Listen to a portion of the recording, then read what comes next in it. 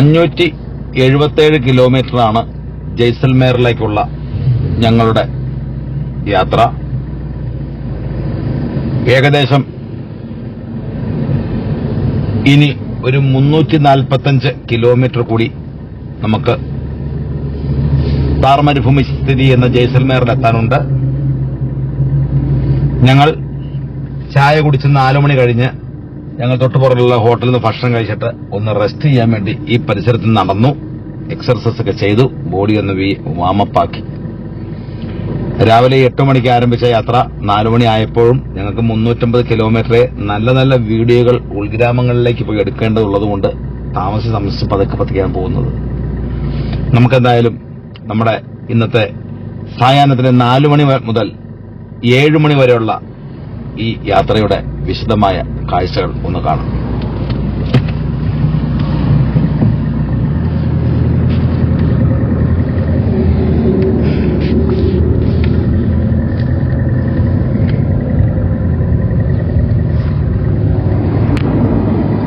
രണ്ട് വശവും ഒരു ബോർഡ് കാണുന്നുണ്ടല്ലോ, അകലൊരു ബോർഡ് കാണുന്നുണ്ട്. ബോർഡ് ഒരു മഴ കഴിഞ്ഞ് 2 മണിക്കൂറായി എന്ന് ഞാൻ കഴിഞ്ഞ വീഡിയോയിൽ നിങ്ങളോട് പറഞ്ഞിരുന്നു. ഇത് ജയ്സൽമേറിലേക്കുള്ള താർ മരുഭൂമിയിലേക്കുള്ള 650 കിലോമീറ്ററിലുള്ള 7ാമത്തെ വീഡിയോയാണ്. പകുതി വഴി നമ്മൾ പിന്നിടാൻ ഇനി 25 കിലോമീറ്റർ മാത്രം ബാക്കി. അതായത് ഒരു 7-8 വീഡിയോ കൂടി ഇനിയും ചെയ്താലേ നമ്മൾ അവിടെ എത്തുകയുള്ളൂ. ഈ യാത്രയിലുള്ള ഈ വ്യത്യസ്തമായ ഗ്രാമത്തിലുള്ള കാഴ്ചകൾ വളരെ കണ്ണഞ്ചിപ്പിക്കുന്നതാണ്. ഈ ഒരു ബോർഡ് കാണുന്നുണ്ടല്ലോ, ഞങ്ങളുടെ ജയ്സൽമേറിലേക്കുള്ള ബോർഡ് കാണുന്നുണ്ട്. 342 പൊക്രാൻ. ഇന്ത്യ അണുബോംബ് പരീക്ഷിച്ച പൊക്രാനിലേക്ക് വെറും 236 കിലോമീറ്ററാണ് മക്കളെ. അപ്പൊ ഇവിടുന്ന് പാകിസ്ഥാനിലേക്ക് ഏറിയാൽ ഒരു 500 കിലോമീറ്റർ കഷ്ടിയേ ഉണ്ടാകൂ എന്ന് ഉറപ്പ്. രാം ഡയോറ 222. എന്തായാലും നമുക്ക് ഇനി പോകേണ്ടത് ഇടതുവശത്തേക്കാണെന്ന് ഒരു ബോർഡ് കാണിച്ചു തന്നിരിക്കുന്നു. വ്യത്യസ്തമായ ഒരു പ്രകൃതി സൗന്ദര്യം ഇണങ്ങിയ ആളുകളൊന്നുമില്ലാത്ത ഒരു സ്ഥലമാണിത്. എന്തായാലും ഹോട്ടൽ RM റിംസിം. ഇതാ മറ്റേ പടം പോലെയാണല്ലോ, റിംജിം. നമുക്ക് ഇടതുവശത്തേക്കാണ് പോകേണ്ടത്. ഗോമാതാക്കൾ ട്രാഫിക് കൺട്രോൾ ചെയ്യാൻ റോഡിൽ നിൽപ്പുണ്ട്. വലിയൊരു റോഡിന്റെ 4 വശത്തേക്ക് വഴികൾ പോയിരിക്കുന്ന ഒരു സ്ഥലമാണ്. ജയ്സൽമേറിന് നേരെയാണ്. സാങ്ഖോറിന് 533, ബർമർ 3.95, ഫലോഡി 171, രാം ദേവര 222, പൊക്രാൻ 234. അപ്പോൾ നമ്മൾ പൊക്രാൻ വഴി പോകും. എങ്ങോട്ട് പോകുന്നു എന്നറിയില്ലാത്തതുകൊണ്ട് പോകുന്ന വഴിക്ക് എന്തായാലും ഈ യാത്രയ്ക്ക് ലക്ഷ്യമുണ്ട്. താർ മരുഭൂമിയാണ് ലക്ഷ്യം. അവിടുന്ന് അങ്ങോട്ട് എന്ന് നമുക്ക് യാതൊരു ഐഡിയയുമില്ല. എന്തായാലും ഇവിടെ വന്ന BOTക്ക് ഒരു വാതില് മാത്രമായി മാറി. ഇന്ത്യയിലെ എല്ലാ സംസ്ഥാനങ്ങളിലെയും ഭീകരമായ BOTയിൽ നമ്മൾ കാണുമ്പോ ഇവിടെ ഒരു 4 കോലും വെച്ച് കെട്ടി ഒരു പാട്ടയും വെച്ച് മനസ്സ് ചിരിപ്പിക്കാൻ വേണ്ടി അവൻ നമ്മുടെ മുമ്പിൽ അവഹേളനായി ഇങ്ങനെ നിൽക്കുകയാണ്. നമ്മൾ പൈസ അടയ്ക്കാൻ വേണ്ടി ഇങ്ങനെ വെറും പട്ടിയെ പോലെ കുത്തിയിരിക്കുകയാണ്. കാശാണോ വേണ്ടത്, ഫാസ്റ്റാഗാണോ വേണ്ടത്, അതോ കടത്തി അങ്ങ് വിടുവാണോ എന്നും പിടിയില്ല. നമുക്കൊന്ന് വെയിറ്റ് ചെയ്യാം. അതെന്താണ് അവിടെ എഴുതിയേക്കണേ? Jaisalmer road Bikaner bypass toll सड़क राजस्थान राज्य सड़क विकास एवं निर्माण निगम limited toll free number toll free number toll free ആണോ ഇതേനെ? ടോൾ ഫ്രീ നമ്പർ എന്താണോ? ഇത്ര ഇംഗ്ലീഷും ഹിന്ദിയും വായിച്ച് തീരുമ്പോഴത്തേക്കും ടോളാവും. ആൾക്കാർ ഇതൊക്കെ ഒന്ന് വായിച്ച് പഠിക്കട്ടെ എന്ന് ഓർത്തായിരിക്കും ഇവിടെ ഇങ്ങനെ വെയിറ്റ് ചെയ്യണേ. ഹിന്ദി പഠിക്കണടാ മക്കളെ, ഹിന്ദി. എനിക്ക് അതുകൊണ്ട് ഇംഗ്ലീഷ് അറിയാൻ പാടില്ല, എനിക്ക് അതുകൊണ്ട് കാണാൻ വേണ്ട. പോയി കാണാ കാന. പിടിച്ചുപറിക്കാർ ഇവിടെ CCTV ആയിട്ട് തയ്യാറാവുന്നുണ്ട്. ഇതാണ്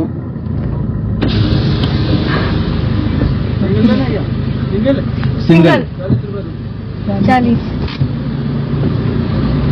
40 രൂപ കൊടുക്കാനാണ് നാം പറയുന്നത്.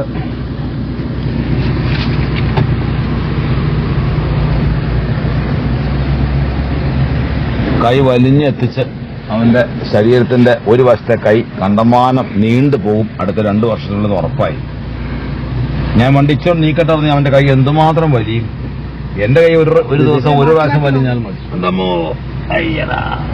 ഉണ്ടോ ഇങ്ങനെ ഒരു ദിവസം 100 പേരുടെ മുമ്പിൽ അവൻ കൈ നീട്ടുമ്പോൾ അവന്റെ കൈക്ക് നീട്ടം കൂടിക്കൂടി വരും. നമ്മളെ കാത്ത് ഒരു കൊത്ത കിടപ്പുണ്ട്. നോക്കോട്ട് നോക്ക്, ഒരു കൊത്ത നിക്കണേ കുത്താ.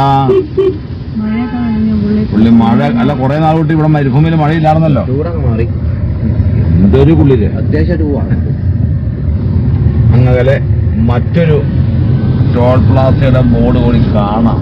ഇതെന്താണ് സംഭവം? ടോളല്ല,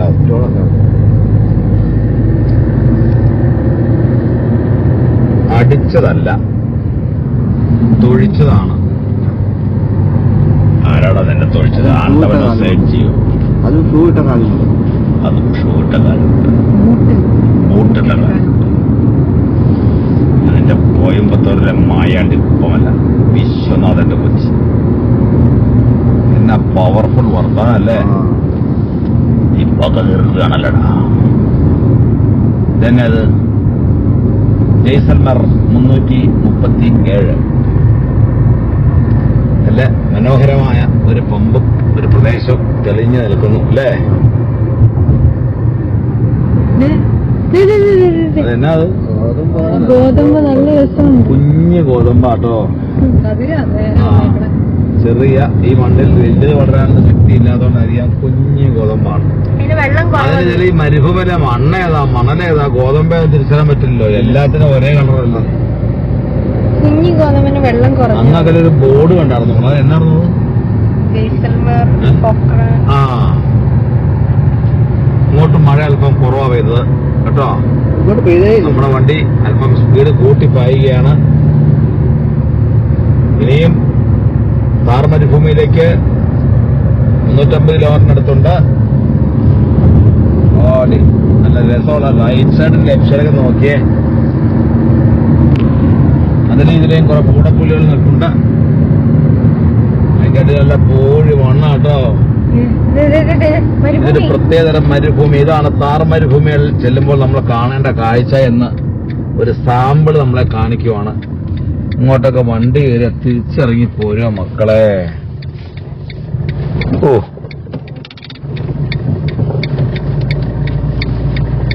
ഞാനൊന്ന് പോയിട്ട് വരട്ടെ.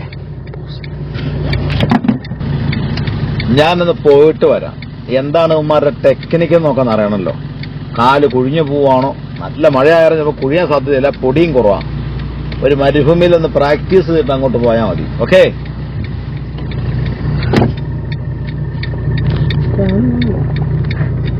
കാലൊക്കെ ചെരുപ്പിന്റെ ഇതൊക്കെ കാണാം.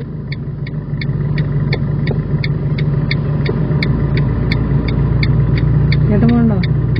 ഇഷ്ടമായ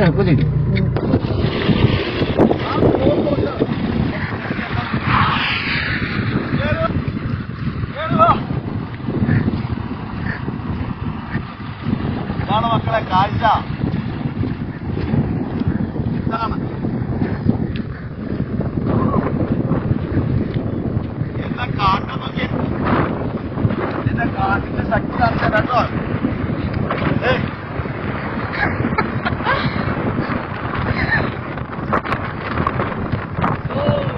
ഇതാണ് മക്കളെ ഇവിടെ നിൽക്കുമ്പോൾ സുഖം.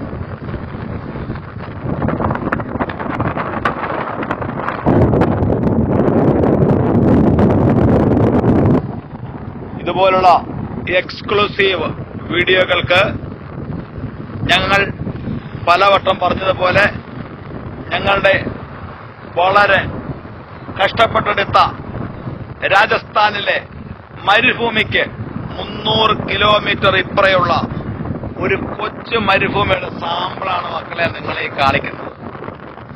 ചാനൽ ഇനിയും സബ്സ്ക്രൈബ് ചെയ്യാത്തവർ സബ്സ്ക്രൈബ് ചെയ്ത് ബെൽ ബട്ടൺ അമർത്തുക.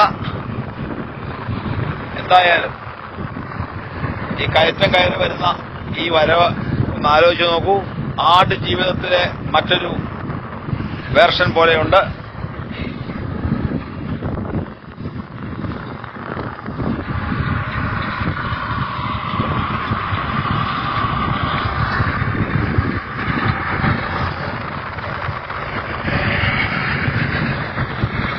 എന്തായാലും ഈ വീഡിയോ അവസാനിപ്പിക്കേണ്ട സമയമായി. ഇതുപോലുള്ള നല്ല നല്ല വീഡിയോകൾ ഇനിയും നിങ്ങളിലേക്ക് എത്തിക്കാം.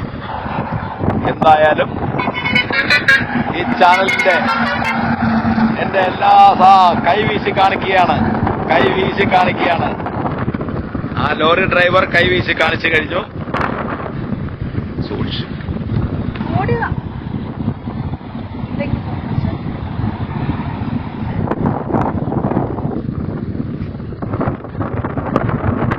ഇതിന്റെ മുകളിൽ കൊണ്ടുവരിക.